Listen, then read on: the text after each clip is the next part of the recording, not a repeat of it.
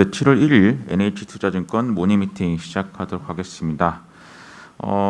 전일 미국 시장은 다우지수가 0.6% 올랐고요. 그리고 나스닥 지수는 0.2% 마이너스, S&P 500은 0.1% 오르는 그런 혼조세를 좀 보이기도 했습니다. 지난 민간 부분 6월달 고용이 69만 2천 명 증가하면서 시장 예상치를 좀 상회를 했습니다. 전월 대비 둔화되기는 했는데 고용 회복세에 대한 기대는 유효한 걸로 지금 보고 있습니다. 그리고 지금 LA 쪽에서 델타 감염자 비중이 절반에 육박하는 상황에 도착해서 LA는 지금 마스크 의무화를 부활하기로 지금 발표를 했습니다. 그리고 연방준비은행 총재의 발언이 있었는데요. 연말이 오기 전에 채권 매입을 단계적으로 줄이기 시작해야 한다고 주장했고, 연말에 테이퍼링이 시작될 것이라는 시장 전망에 좀 더 빨랐으면 한다는 의견을 좀 피하기도 했습니다. 금일 NH투자증권 모닝팀 자료 5건이 있고요. 첫 번째 순서는 NH하우스뷰 하재석 연구원 발표하겠습니다. 네, NH 리서치본부 하우스뷰 말씀드리겠습니다. 최근에 글로벌 주식 시장이 지속적으로 상승을 하고 있는 모습입니다. 상반기에는 이 강력한 경기 회복 사이클에 이어서 경기 민감 자산들, 원자재라든지 주식시장 중에서도 경기에 민감한 섹터들이 강한 상승세를 보였는데요. 최근에 이 주식시장 상승세를 보게 되면은 상반기처럼 이 경기 민감 섹터 혹은 자산들의 강력한 상승세보다는 이 IT를 포함한 어떤 기술주도 같이 상승하는 그런 모습입니다. 6월 FOMC 이후에 시장의 인플레이션 기대치는 안정화되는 그런 모습이고요. 원자재 가격도 상승 추세가 둔화되면서 인플레이션 우려라든지 이런 부분도 다소 주춤한 모습입니다. 현재 시장은 지난해 하반기부터 지속되고 있는 재고 사이클에 이 추세가 둔화될 거라는 어떤 우려, 그리고 연준의 테이퍼링이라는 통화정책 변화에 대해서 촉각을 세우고 있는데요. 당분간은 어떤 급격한 통화정책의 변화라든지 그리고 이 경기 둔화 우려가 이런 부분들이 크지는 않은 상황입니다. 이런 가운데 금리가 안정을 찾으면서 이 주식시장 자체는 뜨겁지도 차갑지도 않은 그런 일종의 골디락스 상황이 이어지는 그런 국면이고요. 저희 리서치 본부에서는 4분기에 이 미국 금리가 재차 상승할 것으로 전망을 하고 있는데요. 그때까지는 이 위험자산 랠리를 조금 더 즐겨도 좋다 이렇게 판단을 하고 있습니다. 자산별로는 선진국 주식시장, 미국과 유럽 주식시장에 대해서 가장 최우선으로 추천을 드리고 있고요. 이 밖에 한국과 중국, 베트남 등 신흥국 주식시장, 그리고 글로벌 리츠, 원자재 중에서는 산업금속 섹터에 한해서 비중 확대 의견을 드리고 있습니다. 채권에 대해서는 전반적으로 여전히 4분기 이후 금리 상승을 앞두고 있고, 이 회사채 역시 스프레드 수준이 대부분 높기 때문에 채권에 대해서는 대부분 중립 이하의 의견을 드리고 있습니다. 이상입니다. 네, 질문 없으시면 크레딧 전략 한강열 연구원 발표하겠습니다. 네, 저희 크레딧 올보인데요. 지난 6월 같은 경우에는 국내 크레딧 시장이 좀 저조했고 글로벌 중에서도 이제 하이힐드 채권들이 강세를 보였습니다. 사실 이제 이 모습은 비단 6월의 만의 모습이 아니라 전반적인 올해 상반기의 모습이었는데, 하반기에는 상반기에 좀 괜찮았었던 이 하이힐드 채권들 같은 경우에도 하반기에는 조금 저조할 것으로 저희가 판단을 하고 있습니다. 무엇보다도 국채금리 상승 압력이 높다. 우리나라 한국은행 같은 경우에도 연내 기준금리 최소 한 차례 이상 인상할 가능성이 높고, 미국 연준 같은 경우도 이제 테이퍼링 스케줄이 발표가 되면서 내년 이후 본격적으로 테이퍼링이 들어갑니다. 그러면은 크레딧 같은 경우에도 영향을 받을 수밖에 없고, 현재 내부적인 크레딧 신용 스프레드 같은 경우에도 지금 역사적 저점 수준까지 내려와 있기 때문에 추가적으로 더 축소될 가능성이 크지 않다라고 저희는 판단하고 있습니다. 그래서 그 크레딧 투자 전략은 우선 국내 같은 경우에는 그래도 장기 금리는 저희가 조금 하향 가능성이 높다라고 보고 있기 때문에 크레딧 같은 경우에도 장기물 위주로 투자를 권고드리고 있고, 단기물 중에서는 아무래도 상위 등급보다는 하위 등급이 좀 더 낮고, 하위 등급 중에서도 캐피탈채보다는 회사채가 좀 더 매력적이다라고 판단하고 있습니다. 글로벌에서는 저희가 지금까지 하이힐드 채권 같은 경우가 이제 확대 중립 이렇게 의견을 드렸었는데, 지금부터는 이제 점차 비중을 줄여가자라고 말씀을 드리고 있고 시기는 이제 뭐 3분기 중에 점차 좀 줄여가는 게 좋을 것으로 그렇게 판단하고 있습니다. 국내 쪽에서 섹터별 이슈 좀 말씀을 드리면은 일단 공공기관 공사체 중에서 이 금융 관련 공공기관들 즉 뭐 주택금융공사라던가 자산관리공사 뭐 산업은행들 있잖아요. 이런 그 금융 관련 공공기관들의 자산이 앞으로 지속적으로 더 확대된다라고 저희가 판단하고 있고 은행들에서는 이제 그 가계대출 같은 경우도 절대적인 규모는 계속 증가합니다. 그리고 금융지주 차원에서 사업 다각화를 지금 적극적으로 추진하고 있기 때문에 이 은행이라든가 지주들이 발행하는 후순위성 채권, 이 후순위성 채권 같은 경우는 이제 그 자본으로 인정을 받을 수 있기 때문에 이런 채권들이 더 확대될 가능성이 높고 저희는 이런 것들은 좀 투자해도 괜찮다라고 판단하고 있습니다. 글로벌 중에서 그 섹터별 이슈 말씀드릴 부분은 최근에 유럽 통신 회사들이 디레버리징을 적극적으로 추진하고 있고 그래서 신용등급 같은 경우에도 사용되는 추세 그리고 이제 글로벌 운송 섹터 같은 경우가 타 섹터 대비 여전히 스프레드가 지금 과거 그 바이러스 이전 대비해서도 좀 높아져 있는 상황입니다. 그래서 저희는 이제 이 섹터들 같은 경우가 조금 투자 매력이 크다라고 판단하고 있습니다. 이상입니다. 원자재 전략 황병진 연구원 발표하겠습니다. 네. 앞서 하재석 위원이 말씀하셨다시피 저희 하반기 원자재 시장에서는 산업금속 섹터에 대한 비중 확대 의견을 유지를 하면서 6월과 같은 한시적인 가격 조정이 나타나게 되면 저가 매수 기회로 활용하시기를 권고드리고 있는 상황입니다. 6월 같은 경우에 산업금속 섹터가 조정을 받았던 이유가 중국 당국의 그런 원자재 가격 관리 감독 강화 또는 비축물자 매각이라고 하는 이슈들이 살짝 나왔었는데요. 이와 유사하게 러시아에서도 이번 주 들어와서 산업금속 관련된 정책이 나왔습니다. 8월 1일부터 시작을 해서 올해 연말까지 철강과 주요 비철금속, 특히 철강 원료라든가 반제품, 아병강, 그리고 구리, 니켈, 알루미늄 수출에 대해서 일괄적으로 15% 수출 관세를 부과를 하고 또 일부 금속에 대해서는 개별 세율까지 부과를 할 예정이다라고 하는 그런 정책들이 나왔습니다. 이런 부분들은 러시아의 정책이라고 하는 부분이 결국은 연초부터 사실상 적용되어 왔던 농산물 정책과도 상당히 좀 유사한데요. 최근에 원자재 가격, 특히 유가라든가 원자재 가격이 오르긴 했지만 원자재 생산국인 러시아의 물가라고 하는 부분이 루브라 자체가 사실상은 약세가 유지가 되면서 상당히 물가가 높아지고 있는 상황이고요. 이런 물가를 잡기 위해서 러시아 정부가 취하고 있는 정책이 결국 수출 그런 억제 정책이다라고 좀 보시면 될 것 같습니다. 철강과 구리, 니켈, 알루미늄과 같은 그런 금속들의 해외 유출을 막아서 이 타이트한 역내 실물 수급과 가격 급등세를 안정시키는 게 주 목적이라고 일단 보고 있고요. 하지만 중국의 정책과는 좀 상반되는 모습들이 나타나고 있다라는 부분을 볼 수 있는 게 중국은 주요 산업금속 섹터에서는 순수입국의 그런 입장이 있긴 하지만 러시아 같은 경우에는 생산과 수출에서 글로벌 탑 5에 들어가는 순수출국이다라고 하는 점을 저희가 좀 주목하실 필요가 있겠고요. 8월 1일부터 러시아의 그런 수출 관세 자체가 발효되게 되면 역외로 나오는 물량들 자체가 더욱더 타이트해지게 될 거고 그런 구조적으로 타이트한 수급 하에서 그런 수요 성장세가 예상되는 산업금속 섹터 같은 경우에는 강세 전망 자체가 더욱더 모멘텀이 강화될 거다라고 좀 보고 있습니다. 이상입니다.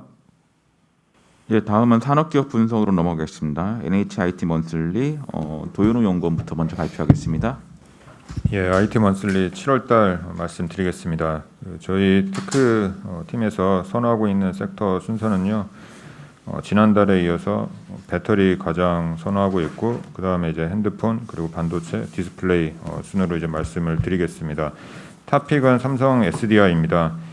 그 섹터별로 간단하게 말씀을 드리면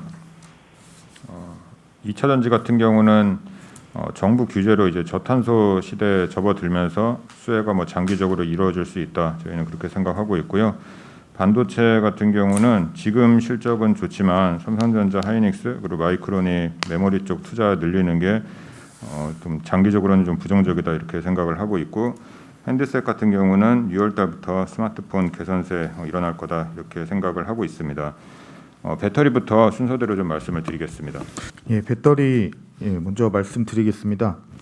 뭐 기후테크에서 주목해야 할 핵심 부품이다라고 이제 볼 수 있습니다.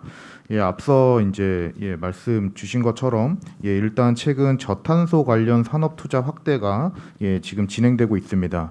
특히 이제 전기차, ESS와 같은 기후테크 부분에 투자가 확대되고 있고요. 우선 전기차 시장의 성장성은 명확하다라고 이제 볼 수가 있습니다. GM은 이제 전기차 투자액을 이제 상향 조정했고요. 많은 자동차 기업들이 이제 전동화 전략을 이제 발표하고 있기 때문입니다.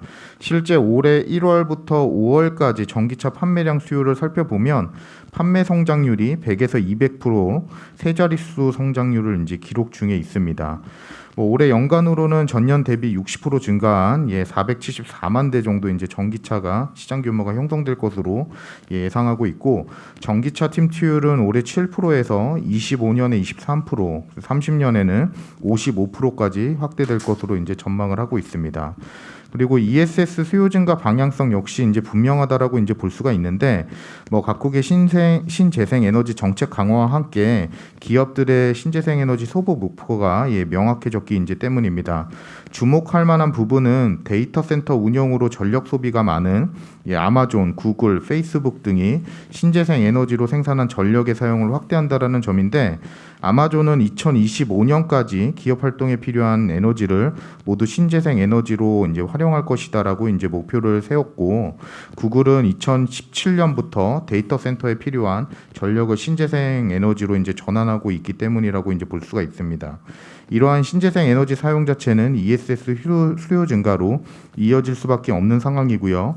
한국 배터리 업체들은 전기차 ESS 시장 성장으로 수혜를 크게 받을 것으로 저희 지금 전망을 합니다. 특히 가장 큰 정량적인 부분을 조금 하이라이트 해보면, 한국 배터리 기업 3사의 전기차용 배터리 수주 잔고는 3월 말 기준으로 2,140기가 정도 수준으로 이제 보고 있습니다. 금액 기준으로는 286조라는 게 좀 하이라이트 할 수 있는 부분이고요. 잠재적 위협 경쟁 업체인 CATL은 850기가 정도 수준으로 볼 수 있을 것 같습니다. 디스플레이 부분 자체는 이제 애플 스마트폰용 올레드 시장에서 BOE의 입지 자체는 이제 더 강해질 거다라고 이제 저희 전망하고 있고요. 내년부터는 이제 5.42인치 자체가 이제 단종된다라고 가정을 하면 6.7인치 2개, 그리고 6.1인치 2개, 이렇게 해서 총 4개의 이제 애플 스마트폰이 이제 출시가 될 거라고 이제 보고 있는데, 내년부터는 이제 백플레인 자체가 LTPO로 본격적으로 이제 변환하게 되고, 2023년부터는 전 스마트폰의 이제 백플레인이 LTPO로 이제 변화하게 됩니다. 근데 여기서 이제 BOE라는 기업이 지금 투자하고 있는 신규 설비 자체가 LTPO 베이스로 이제 투자가 진행되고 있고, 올해 초부터 해서 아이폰 12 쪽에 패널 공급이 시작되고 있는 상황이기 때문에 신모델 공급 시도 자체는 계속될 거고, 뭐 앞으로 남은 시점 자체는 제가 봤을 때는 2년 안에 충분히 신모델 공급은 가능할 거다라고 이제 보고 있기 때문에, 기존 삼성 디스플레이, LG 디스플레이, 애플 공급망의 점유율 흔들기 자체는 계속 나올 거다라고 이제 보고 있습니다.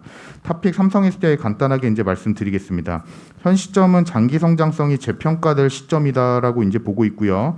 전기차용 배터리 사업은 고객사들의 전기차 사업 투자 확대로 구조적 성장을 할 거다라고 이제 전망하고 있습니다. 고객사 중 하나인 스텔란티스는 전기차 판매 확대 전략을 발표를 했고요. 다음 주 목요일 유럽 현지 시간으로 EV 데이를 이제 개최로 전기차 전략 및 배터리 조달 계획을 이제 발표할 것으로 이제 기대하고 있습니다. 스텔란티스 내에서 SDI 점유율 자체는 FCA 브랜드 내에서는 20% 정도 수준이다라고 이제 볼 수 있을 것 같습니다. ESS용 배터리 사업은 시장 내 점유율 1위 기업으로 수혜를 계속 예상을 하고 있고요. 최근 삼성 SDI는 설비 투자 확대를 하겠다는 의지를 표명 중에 있고, 향후 투자 확대가 가시화가 되면 성장 눈높이는 상향될 것으로 보고 있습니다. 2분기 실적은 예상대로 개선되고요. 시장 기대치에 이제 부합할 것으로 보고 있습니다. 배터리 사업이 실적 개선 주도할 것으로 보고 있고, 특히 전기차용 배터리는 2분기부터 이익 구조로 전환된다라고 저희 전망을 합니다. 투자 의견 바이랑 목표주가 97만 원 계속 유지합니다. 다음은 반도체 말씀드리겠습니다. 오늘 그 마이크론이 실적 발표를 한 것에서도 좀 볼 수 있듯이 반도체가 2분기랑 3분기는 실적이 되게 좋습니다. 근데 저희가 생각하고 있는 거는 4분기부터 실적 개선세가 약간 둔화될 가능성이 좀 있다라고 보고 있고요. 그래서 좀 리스크가 있다라고 생각하고 있습니다. 최근에 업황에 대해서 좀 말씀을 드리겠습니다. 반도체 이제 공급 부족 이런 게 계속 지속되다 보니까 일부 이제 자동차 업체들이랑 IT 세트 기업들이 이제 근본적으로 최근에 제품 설계 변경하면서 향후에 반도체 사용량 축소 계획을 세우고 있습니다. 뭐 기존에 뭐 100개를 쓰고 있었다라고 하면 꼭 필요한 거 아니고 뭐 좀 덜 필요한 거 같은 경우는 좀 빼서 한 80개 정도로 뭐 줄인다 이렇게 보시면 될 것 같고, 근본적으로는 8인치 파운드리를 쓰는 이제 MCU 여러 제품을 통합해 가지고 20나노 이하 공정을 쓰는 뭐 DCU 이런 것들로 제품 설계 변경을 좀 시도하고 있다 이렇게 보시면 될 것 같습니다. 이런 게 장기적으로는 반도체 수요에 약간 좀 부정적인 영향을 끼칠 수 있다 이렇게 생각을 하고 있고요. 단기적으로는 이렇게 뭐 반도체 가격 상승을 기대하고 반도체 유통사들이 재고를 상당히 크게 늘렸는데 향후에 이렇게 수요가 좀 줄어들 가능성이 있다 보니까 최근에 이제 이 물량들이 시장에 좀 다량 뭐 출하될 가능성이 좀 높아지고 있다. 업계에서 이렇게 좀 생각을 하고 있고요. 특히 중국 스마트폰 업체들이 상반기에 미중 무역 분쟁 악화에 대비해서 꼭 필요하지 않은데 뭐 좀 이게 더블 부킹을 하면서 창고에 좀 쌓아놓은 이런 그 재고들이 좀 많거든요. 그래서 이런 재고들이 최근에 좀 많이 사용이 되고 있고, 이 업체들이 최근에 부품 신규 그 주문량을 좀 축소하고 있다 이렇게 생각하시면 될 것 같습니다. 3분기에 그 메모리 반도체 수요사랑 공급사 간의 그 가격 방향성이 상당히 좀 이견이 많아가지고요. 시장에 되게 관심이 많은 건데 계약 체결이 뭐 어떻게 되고 있냐 이거 되게 많이 궁금해하십니다. 근데 여기서 좀 다소 어려움이 있다 이렇게 저희는 파악을 하고 있고요. 3분기에 이제 모바일 디램을 제일 많이 쓰는 대형 고객 두 곳은 20% 수준 인상으로 가격이 좀 체결이 된 것 같습니다. 근데 실상을 이제 좀 뜯어보면 이 업체들이 2분기에 계약했던 가격들이 경쟁사보다 20% 이상 낮았기 때문에 20% 이상 올라간다고 하더라도 경쟁사의 2분기 계약 체결한 가격보다 낮습니다. 그래서 크게 이제 뭐 영향을 끼치기는 힘들다 이렇게 생각하고 있고요. 이걸 좀 파악한 이 경쟁사 같은 경우는 이제 중국 스마트폰 업체들이 많은데 이 업체들은 3분기에 가격 인상이 좀 어렵다 이렇게 좀 통보한 걸로 알고 있습니다. 그래서 이런 것들 다 평균해 봤을 때 3분기에 이제 모바일 디램 가격 상승률은 5% 미만이 되지 않을까 이렇게 생각을 하고 있습니다. PC랑 이제 서버 좀 말씀을 드리면, PC는 작년 하반기부터 이 코로나19로 인한 비대면 수요로 가장 큰 수혜를 받았습니다. 근데 최근에는 약간 좀 피크아웃하고 있는 분위기가 좀 느껴지고 있습니다. 뭐 백신 접종 뭐 맞으면서 코로나19가 어느 정도 해결되니까 PC 수요는 뭐 이게 지금이 제일 뭐 좋고 향후에 좀 감소될 가능성이 좀 있지 않나 이렇게 생각이 들고 있고요. 이미 5월달에 PC 업체들 매출액 합산이 7% 정도 감소했습니다. 뭐 부품 부족 때문에 뭐 그렇다라고 얘기는 하는데 4월달에도 부품 부족했는데 4월달은 되게 많이 좋았었거든요. 그래서 PC는 약간 피크아웃하고 있는 분위기다 이렇게 느껴지고 있고, 서버 같은 경우는 아까 말씀드렸듯이 최근에 계약 체결이 약간 좀 힘듭니다. 뭐 AWS라든지 뭐 마이크로소프트 이런 회사들이 2분기부터 투자를 늘리기는 했는데 이 업체들이 지금 메모리 업체들이 그 처한 현실을 좀 잘 파악을 하고 있고요. 스마트폰이 안 좋으니까 메모리 업체들은 스마트폰에 들어가는 모바일 디램 투입량을 생산량을 좀 줄이고 서버 쪽을 많이 늘리고 있거든요. 그래서 서버 수요는 좋지만 그 메모리 쪽 공급이 많이 늘어나가지고 이 업체들이 가격을 좀 많이 올려주는데 최근에 좀 저항이 있다 이렇게 저희는 보고 있습니다. 저희 메모리 수요는 뭐 지금은 좋지만 약간 둔화의 조짐이 보이고 있는데 여기에 비해서 공급 증가세는 상당히 좀 많이 가팔라지고 있고요. 삼성전자가 최근에 하이닉스랑 마이크론한테 시장 점유율을 많이 뺏겼는데 최근 뭐 전략 목표가 이거를 좀 많이 다시 캐치업하겠다 이렇게 바뀐 것 같습니다. 그래서 올해 신규 디램 캐파 투자 규모를 75K로 잡아서 전년 대비해서 출하량 증가폭이 한 24%, 상당히 큰 규모입니다. 이렇게 되지 않을까 이렇게 생각을 하고 있고, 마이크론도 뭐 오늘 실적 발표에서 그 말했듯이 캐펙스가 최근에 이제 늘어나고 있습니다. 투자를 많이 하겠다라는 거고, 하이닉스도 뭐 여기에 뭐 그 따라잡히면 안 되니까 기존에 올해 캐펙스 11조 원 추정했었는데 여기서 한 14조 원 정도로 늘리겠다라고 공식적으로 발표했습니다. 그래서 공급은 좀 많이 늘어난다 이렇게 생각을 하고 있습니다. 14페이지를 보시면 저희가 약간 리스크가 있다라고 생각하는 이제 메모리 수급이랑은 다르게 저희는 글로벌 반도체 장비 업종을 추천을 많이 드리고 있습니다. 뭐 ASML이라든지 뭐 어플라이드 머티리얼즈 이런 회사들은 지금 뭐 사도 충분히 좋다 이렇게 생각을 하고 있고요. 오늘 마이크론도 그 발표한 내용 중에 하나가 EUV를 사겠다 이렇게 얘기를 했습니다. 마이크론이 EUV에 대해서 가장 부정적으로 생각을 하는 회사인데 이 회사조차도 이제 EUV를 산다라고 하니까 뭐 ASML 같은 그 장비 업체들한테 상당히 수혜가 되지 않을까 이렇게 생각을 하고 있고요. 최근에 뭐 반도체 공급 부족 해결하기 위해서 파운드리 투자 발표 계속 많이 나오고 있습니다. 대만의 UMC가 12인치 팹6 이거 캐파 증설하기로 했다 이렇게 발표했고요. 4조 원 투자한다라고 얘기를 했습니다.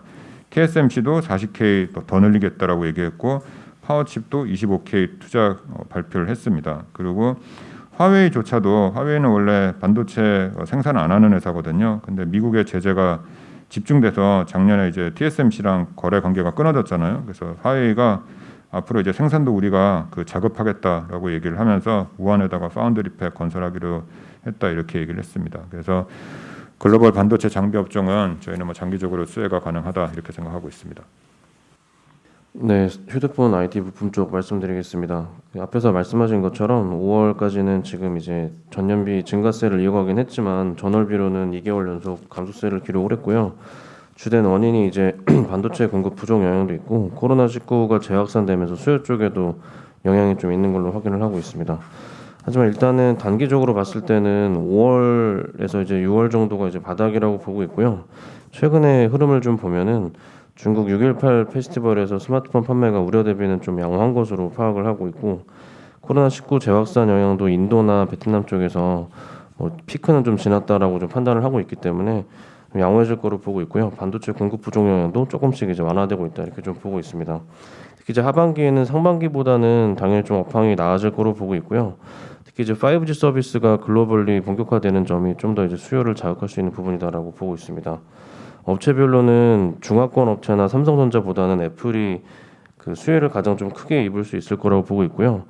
글로벌 5G 서비스 확대랑 화웨이 플래그십 스마트폰이 지금 부재하기 때문에 이런 영향을 애플이 좀 긍정적으로 받을 수 있다라고 보고 있습니다. 그 중장기적으로는 말씀드린 것처럼 이제 스마트폰 수요는 계속 좀 안 좋을 수 있기 때문에 앞으로 업체들이 폴더블, 뭐 슬라이더블, 롤러블 스마트폰 같은 새로운 폼팩터를 가진 제품 출시를 확대할 거고요. 그다음에 이제 VR이나 AR 같은 XR 기기 출시도 현실화될 것으로 보고 있습니다. 폴더블 스마트폰 같은 경우에는 올해부터 시장이 좀 본격적으로 확대될 것으로 보고 있습니다. 특히 삼성전자 같은 경우에는 기존의 갤럭시 S 시리즈나 노트 시리즈 이제 플래그십 판매가 잘 안 되고 있기 때문에 이런 폴더블 스마트폰 쪽으로 시장을 이제 빨리 개척하려고 지금 노력을 하고 있는 상황이고요. 특히 이제 가격이 사실 그동안 이 폴더블 스마트폰 시장 확대에 이제 큰 걸림돌이었는데 올해 하반기 이제 8월 정도의 예정인 그 출시될 폴더블 스마트폰 같은 경우에는 전작 대비해서 20에서 30% 정도 이제 저렴해질 거로 지금 예상이 돼서 판매 확대가 좀 수월할 것으로 기대가 되고요. 이외에도 샤오미나 오포, 비보, 어너 이런 중화권 업체들도 올해 하반기부터 폴더블 스마트폰 라인업 출시를 확대할 것으로 예상이 되고 있어서 관련 시장은 좀 빠른 성장이 좀 기대가 됩니다. 그래서 관련해서는 저희는 이제 KH바텍하고 파이테크닉스 같은 독점적인 그 부품 공급을 하는 업체들이 수혜를 중장기적으로 입을 거라고 보고 있고요. 이녹섬난 소재나 BH 같은 업체들도 관련해서 이제 부품을 납품을 하기 때문에 수혜가 있을 거라고 보고 있습니다. 그 XR 시장 같은 경우에는 오큘러스 퀘스트 2 제품 판매가 계속해서 지금 잘 되고 있고요. 내년 6월 정도에 저희는 애플이 이제 XR 제품을 공개를 할 가능성이 높다고 보고 있기 때문에 그 관련된 시장은 좀 빠르게 성장할 것으로 이제 기대를 하고 있습니다. 그 관련해서는 국내 이제 업체 중에 애플 카메라 모듈 관련 공급사인 LG노텍 그리고 더구전자 수혜가 좀 가장 클 거라고 기대를 하고 있고요. 삼성전자랑 중화권 업체들이 향후 이제 이 시장에 진입하게 된다면 삼성전기나 MC넥스, 파트론, 나무가 이런 업체들도 수혜가 가능할 것으로 보고 있습니다. 일단 제가 질문 하나 드리면 휴대폰 쪽에 좀 질문 좀 드리겠습니다. 일단은 이번에 갤럭시 폴드 3에 처음으로 이제 S펜 기능이 들어갔는데 기존의 노트에는 디지타이저 부품이 그거를 기능을 하게 했었는데 이번에 폴더블에서는 접는 것 때문에 이 디지타이저가 안 된다, 안 들어간다 뭐 이런 얘기도 있었고 향후에 이제 폴더블 쪽으로 가게 되면 디지타이저가 아닌 또 다른 또 이런 부품들이 S펜 기능에 적용될 수 있는지 삼성의 정책은 어떤지 이런 것도 좀 궁금합니다. 네, 지금 뭐 알려진 것처럼 그 갤럭시 Z 폴드 3에는 펜 기능이 들어갈 거로 보고 있고요. 뭐 당연히 이제 펜 기능이 들어가려면 디지타이저가 이제 들어가야 되기 때문에 디지타이저 공급이 이제 진행될 것으로 보고 있습니다. 국내에서는 인터플렉스라는 업체가 아마 이제 공급을 초도로 이제 할 거로 보고 있고, 향후에 이제 시장이 확대가 될 것으로 이제 예상하고 있기 때문에 그렇게 되면 BH 같은 업체들도 수혜가 있을 거로 보고 있습니다. 근데 관련해서 말씀하신 것처럼 이제 접는 부분에서 이슈가 좀 있는 상황인데요. 이게 이제 일단은 올해 출시되는 제품에는 기존의 방식대로 이제 출시가 되는데, 뭐 향후에 제품 출시가 확대돼서 물량이 늘어나는 경우에는 새로운 방식도 지금 계속 기술 개발은 하고 있는 것으로 파악을 하고 있습니다. 그 결과적으로 지금 갤럭시 노트 시리즈가 일단 뭐 내년은 다시 출시될 수 있지만 올해 같은 경우에는 출시가 안 되기 때문에 그 펜 기능을 관심이 많은 기존의 이제 노트 수요, 노트 그 사용자 같은 경우에는 갤럭시 폴드에 펜 기능이 들어가는 거를 되게 긍정적으로 생각을 하고 계시거든요. 그래서 그런 부분은 앞으로 계속 폴더블 스마트폰의 탑재가 확대가 될 거다 이렇게 좀 보고 있습니다. 이제 다음은 해외 주식 넘어가겠습니다. 장대영 연구원 발표하겠습니다. 예, 7월 NH 해외 주식 유망 종목 말씀드리겠습니다. 6월 MSCI AC 월드 지수가 2.4% 상승한 가운데 NH 해외 주식 유망 종목군은 어버크, 차지포인트, 팔란티어, 니폰유생 등의 종목이 크게 상승하면서 시장 대비 아웃퍼폼하였습니다. 7월은 제목에서도 알 수 있듯이 인플레이션이 일시적이라는 관점에서 개별 모멘텀을 보유한 기술주 그리고 리오포닝 및 인프라 관련주들이 지수 상승을 주도할 것으로 예상합니다. 미중일 중 먼저 미국을 살펴보면 6월 미국 S&P 500 지수는 인플레이션과 금리 인상 우려 완화에 힘입어서 밸류에이션 부담이 줄어들며 3.0% 상승했고, NH 미국 유망 종목 포트폴리오는 7.8% 상승하며 시장 대비 아웃퍼폼했습니다. 이는 실적 가시성이 높고 개별 모멘텀까지 보유한 빅테크 기업들이 견조한 상승 흐름을 보인 가운데 5월 큰 폭의 조정을 받았던 어버크, 차지포인트, 팔란티어, 카바나 등의 알파 성장주들이 20% 넘게 급등하며 포트폴리오 수익에 크게 기여했기 때문입니다. 7월 미국 신규 추천 종목으로는 기술주 실적 대장주인 어도비, 교육과 부동산 시장에서 디지털화를 주도하고 있는 체그와 레드핀, 미국 백투오피스의 수혜주인 신타스, 글로벌 전기차 및 재생에너지 시장 성장으로 구리 수요 증가가 예상되는 프리포트 맥모란을 편입하였습니다. 해당 기업들 같은 경우는 개별 모멘텀 그리고 리오프닝과 미국 인프라 정책 수혜가 점차 부각되며 시장의 관심을 받을 것으로 예상됩니다. 6월 중국 상해 종합지수는 중국 정부의 원자재 가격 안정화 조치에 따른 인플레이션 압력 완화에 힘입어 3.5% 상승했습니다. NH 중국 유망 종목 포트폴리오는 0.6% 하락하며 시장 대비 언더퍼폼하였는데요. 편입 종목 중에 자동차 부품 관련주인 보교류와 절강사마가 상대적으로 선방했습니다. 7월 중국 주식시장은 7월 말 열리는 중앙정치국 회의에서 다소 완화적인 통화정책을 언급할 것으로 예상하여 성장주의 강세를 예상합니다. 이에 따라 7월 신규 추천 종목으로는 중국 1위 파운드리 기업인 SMIC, 반도체와 태양광 호황에 따른 수혜가 기대되는 중환반도체, 그리고 친환경차 판매 증가 수혜가 예상되는 감봉리튬을 편입하였습니다. 마지막으로 일본 시장에 대해 말씀드리면 6월 일본 주식시장은 백신 접종 진행에 따른 리오프닝 기대 등이 부각되며 니케이 25 지수 2.6% 상승했습니다. NH 일본 유망 종목 포트폴리오는 6.4% 상승하며 시장 대비 아웃퍼폼했는데요. 일본 대표 해운사 니폰유생, 공작기계 기업 DMG 모리 등이 전체 성과를 견인했기 때문입니다. 7월 신규 추천 유망 종목으로는 일본 대표 철강 기업인 일본제철과 패스트 리테일과 경쟁하는 의류 기업인 시마무라를 편입하였습니다. 두 기업 모두 견조한 실적 성장이 예상되는 가운데 최근 주가 조정에 따른 밸류에이션 매력이 부각된다는 점에서 향후 주가 상승이 기대됩니다. 이상입니다. 네, 질문 없으시면 7월 1일 모닝미팅 마치도록 하겠습니다.